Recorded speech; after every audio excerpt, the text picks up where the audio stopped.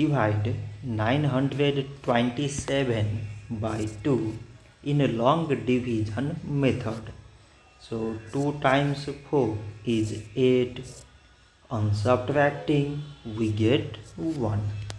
So now we put down these 2 and it is 12.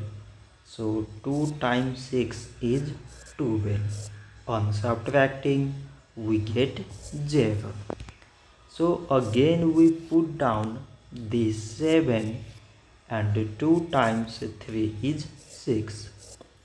On subtracting we get 1. So now there is no number to put it down. So we take here decimal so that we take 0. So it is 10 and 2 times 5 is 10. On subtracting we get 0.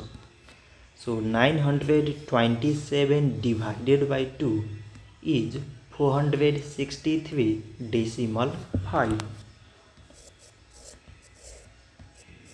So this much for today and thanks for watching.